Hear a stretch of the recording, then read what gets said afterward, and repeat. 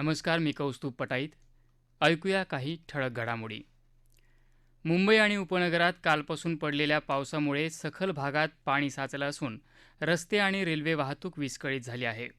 मुंबईसह राज्यात अनेक ठिकाणी या स्थितीचा सामना करण्यासाठी शासनानं विविध पावलं उचलली आहेत, असं मुख्यमंत्री एकनाथ शिंदे यांनी आज मुंबईत पूर परिस्थितीच्या आढावा बैठकीनंतर पत्रकार परिषदेत सांगितलं.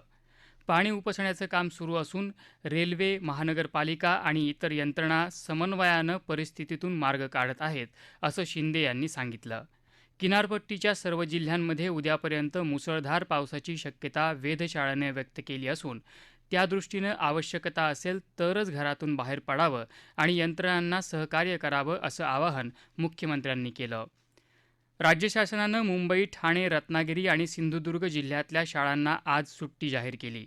मुंबई विद्यापीठानं आज होणाऱ्या सर्व परीक्षा रद्द केल्या असून या परीक्षा आता 13 जुलैला होणार आहेत. अत्यावश्यक सेवा वगळता इतर सर्व कार्यालये लवकर सोडण्याचे निर्देशही शासनानं दिले आहेत.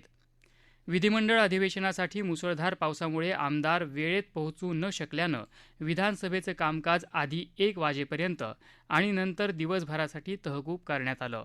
विधान परिषदेत नवनिर्वाचित आमदार निरंजन डावखरे आणि जगन्नाथ अभ्यंकर यांनी आज विधान परिषदेच्या सदस्यत्वाची शपथ घेतली. दुपारनंतर विधान परिषदेचं कामकाजही दिवसभरासाठी तहकूब झालं. मुंबई आणि उपनगरात अनेक भागात पहिल्याच पावसात पाणी भरल्यामुळे युती सरकारचं पितळ उघडं पडलं आहे, अशी टीका काँग्रेसचे प्रदेशाध्यक्ष नाना पटोले यांनी केली आहे. मुख्यमंत्र्यांनी आपल्या अपयशाचं खापर पावसावर फोडू नये, असंही ते म्हणाले. प्रधानमंत्री नरेंद्र मोदी आज 3 दिवसांच्या रशिया आणि ऑस्ट्रिया दौऱ्यावर रवाना झाले. प्रधानमंत्रीपदाच्या 3ऱ्या कार्यकाळातला मोदी यांचा हा पहिलाच परदेश दौरा आहे. महिला कर्मचाऱ्यांना मासिक पाळीच्या काळात रजा देण्यासंदर्भात राज्य सरकारं आणि इतर संबंधित संस्थांशी चर्चा करून एक धोरण तयार करण्याचे निर्देश सर्वोच्च न्यायालयानं केंद्र सरकारला दिले आहेत. मुंबईत मद्यपान करून वाहन चालवण्याची प्रकरणं थांबवण्यासाठी रस्ते, चौक, वर्दळीची ठिकाणं आणि नाक्यांवर वाहन चालकांची तपासणी करून कडक कारवाई करण्याच्या सूचना मुख्यमंत्री एकनाथ शिंदे यांनी पोलीस आयुक्तांना दिल्या आहेत. तसंच नियमांचं उल्लंघन करणारे पब्स आणि बारवरही कारवाया कराव्यात, अशी सूचना मुंबई महापालिकेसह पोलीस प्रशासनाला देण्यात आली आहे.